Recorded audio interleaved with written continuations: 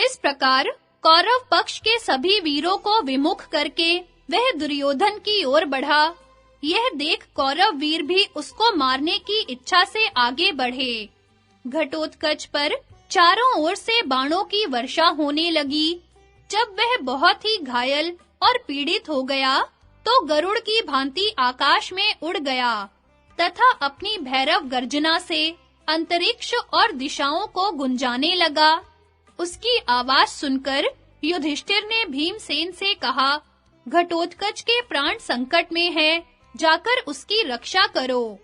भाई की आज्ञा मानकर भीमसेन अपने सिंहनाद से राजाओं को भयभीत करते हुए बड़े वेग से चले। उनके पीछे सत्यधृति, सौचित्ती, श्रेणीमान, वसुदान, काशीराज का पुत्र अभिभू, अभिमन्यु, द्रौपदी के 5 पुत्र, क्षत्रदेव, क्षत्रधर्मा तथा अपनी सेनाओं सहित अनूप देश का राजा नील आदि महारथी भी चल दिए। ये सभी वीर वहां पहुंचकर घटोत्कच की रक्षा करने लगे। इनके आने का कोलाहल सुनकर भीमसेन के भय से कौरव सैनिकों का मुख उदास हो गया। वे घटोत्कच को छोड़कर पीछे लौट पड़े। फिर दोनों ओर की सेनाओं में घोर युद्ध होने लगा और कुछ ही देर में कौरवों की बहुत बड़ी सेना प्राय भाग खड़ी हुई। यह देख दुर्योधन बहुत कुपित हुआ और भीमसेन के सम्मुख जाकर उसने एक अर्धचंद्राकार बाण से उनका धनुष काट दिया। फिर बड़ी फुर्ती के साथ उनकी छाती में बाण मारा। उससे भीमसेन को बड़ी पीड़ा हुई और अचेत होने के कारण उन्हें अपनी ध्वजा का सहारा लेना पड़ा। उनकी यह दशा देख घटोत्कच क्रोध से जल उठा और अभिमन्यु आदि महारथियों के साथ वह दुर्योधन पर टूट पड़ा। तब द्रोणाचार्य ने कौरव पक्ष के महारथियों से कहा, वीरों, राजा दुर्योधन संकट के समुद्र में डूब रहा है, शीघ्र जाकर उसकी रक्षा करो। आचार्य की बात सुनकर कृपाचार्य, भूरिश्रवा, शल्य, अश्वत्थामा, विविंशति, चित्रसेन, विकर्ण, जयद्रथ, बृहद्बल तथा अवंती के राजकुमार ये सभी दुर्योधन को घेर कर खड़े हो गए। द्रोणाचार्य ने अपना महान धनुष चढ़ाकर भीमसेन को 26 बाण मारे। फिर बाणों की झड़ी लगाकर उन्हें आच्छादित कर दिया। तब भीमसेन ने भी आचार्य की बाईं पसली पर 10 बाण मारे।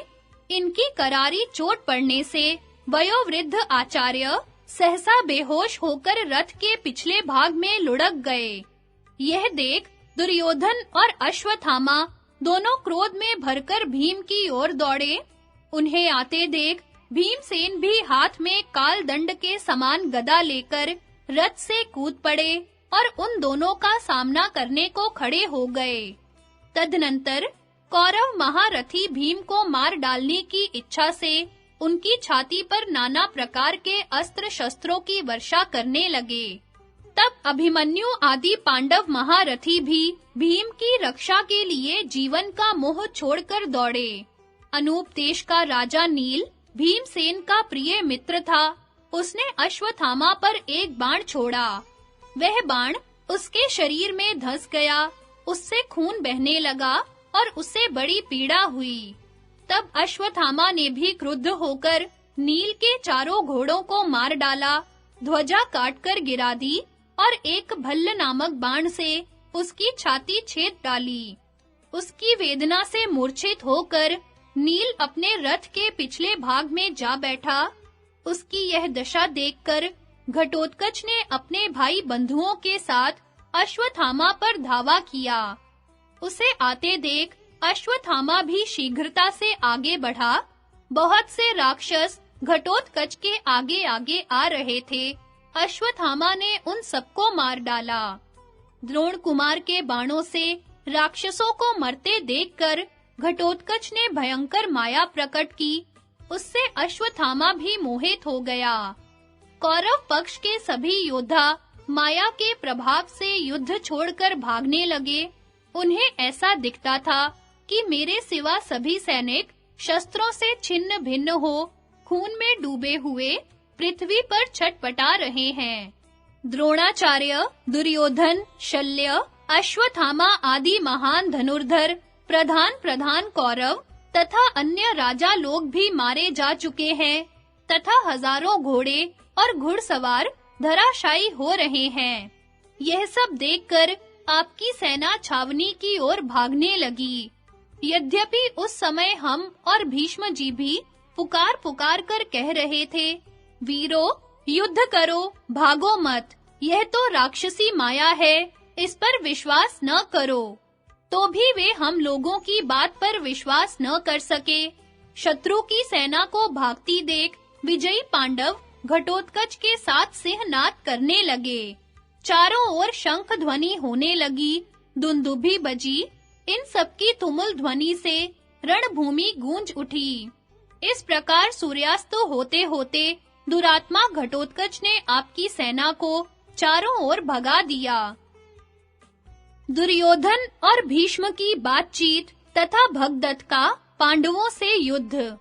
संजय ने कहा, उस महासंग्राम में राजा दुर्योधन भीष्म जी के पास गया और बड़ी विनय के साथ उन्हें प्रणाम करके उसने घटोत्कच की विजय और अपनी पराजय का समाचार सुनाया। फिर कहा, पितामह, पांडवों ने जैसे श्री कृष्ण का सहारा लिया है, उसी प्रकार हम लोगों ने आपका आश्रय लेकर शत्रुओं के साथ घोर युद्ध ठाना है। मेरे साथ 11 अक्षौहिणी सेनाएं सदा आपकी आज्ञा का पालन करने के लिए तैयार रहती हैं, तो भी आज घटोत्कच की सहायता पाकर पांडवों ने मुझे युद्ध में हरा दिया। इस अपमान की आग में मैं जल रहा हूँ और चाहता हूँ आपकी सहायता लेकर उस अधम राक्षस का स्वयं ही वध करूं। अतः आप कृपा करके मेरे इस मनोरथ को पूर्ण कीजिए। तब भीष्म जी ने कहा, राजन, तुम्हें राजधर्म का ख्याल करके सदा युधिष्ठिर के अथवा भीम, अर्जुन या नकुल सहदेव के साथ ही युद्ध करना चाहिए, क्योंकि राजा को राजा के साथ ही युद्ध करना उचित है। और लोगों से लड़ने के लिए तो हम लोग हैं ही। मैं, द्रोणाचार्य, कृपाचार्य, अश्वत्थामा, कृतवर्मा, शल्य, भूरिश्रवा तथा विकर्ण, दुशासन आदि तुम्हारे भाई, ये सब तुम्हारे लिए उस महाबली राक्षस से युद्ध करेंगे, अथवा उस दुष्ट के साथ लड़ने के लिए ये इंद्र के समान पराक्रमी राजा भगदत्त चले जाएंगे। यह कहकर भीष्म जी राजा भगदत्त से बोले, महाराज, आप ही जाकर घटोत्कच का मुकाबला कीजिए। सेनापति की आज्ञा पाकर राजा भगदत्त सिंहनाद करते हुए बड़े वेग से शत्रुओं की ओर चले। उन्हें आते देख पांडवों के महारथी भीमसेन, अभिमन्यु, घटोत्कच, द्रौपदी के पुत्र सत्यधृति, सहदेव, चेदीराज, वसुदान और दशार्ण राज क्रोध में भरकर उनके सामने आ गए। भगदत्त ने भी सुप्रतीक हाथी पर आरूढ़ हो उन सब महारथियों पर धावा किया। तदनंतर पांडवों का भगदत्त के साथ भयंकर युद्ध छिड़ गया।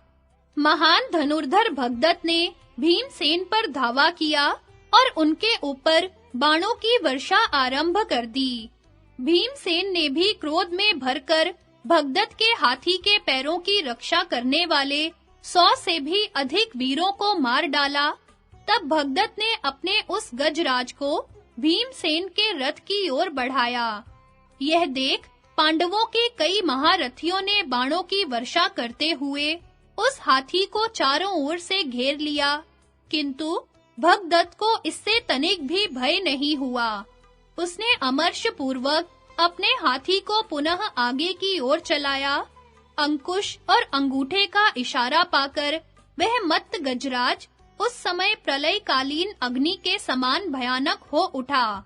उसने क्रोध में भरकर अनेकों रथों, हाथियों और घोड़ों को उनके सवारों सहित रौंद डाला। सैकड़ों हजारों पैदलों को कुचल दिया। यह देख राक्षस घटोत्कच ने कुपित होकर उस हाथी को मार डालने के लिए एक चमचमाता हुआ त्रिशूल चलाया, किंतु भगदत्त ने अपने अर्धचंद्राकार बाण से उसे काट दिया और अग्नि शिखा के समान प्रज्वलित एक महाशक्ति घटोत्कच के ऊपर फेंकी। अभी वह शक्ति आकाश में ही थी कि घटोत्कच ने उछलकर उसे अपने हाथों में पकड़ लिया और दोनों घुटनों के बीच में दबाकर तोड़ डाला। यह एक अद्भुत बात हुई। आकाश में खड़े हुए देवता, गंधर्व और मुनियों को भी यह देखकर बड़ा आश्चर्य हुआ। पांडव लोग उसे शाबाशी देते हुए रणभूमि में अपनी हर्ष ध्वनि फैलाने लगे। भगदत्त से यह नहीं सहा गया। उसने अपना धनुष खींचकर पांडव महारथियों पर बाण बरसाना आरंभ किया तथा भीमसेन को 1, घटोत्कच को 9, अभिमन्यु को 3 और कई राजकुमारों को 5 बाणों से बींध डाला। फिर दूसरे बाण से क्षत्रदेव की दाहिनी बाह काट डाली। 5 बाणों से द्रौपदी के 5 पुत्रों को घायल किया तथा भीमसेन के घोड़ों को मार गिराया। ध्वजा काट दी और सारथी को भी यमलोक भेज दिया। इसके बाद भीमसेन को भी बींध डाला। इससे पीड़ित होकर वे कुछ देर तक रथ के पिछले भाग में बैठे रह गए। फिर हाथ में गदा लेकर वेग पूर्वक रथ से कूद पड़े। उन्हें गदा लिए आते देख कौरव सैनिकों को बड़ा भय हुआ। इतने में ही अर्जुन भी शत्रुओं का संहार करते हुए वहां आ पहुंचे और कौरवों पर बाणों की वर्षा करने लगे। इसी समय भीमसेन ने भगवान श्री कृष्ण और अर्जुन को इरावान के वध का समाचार सुनाया।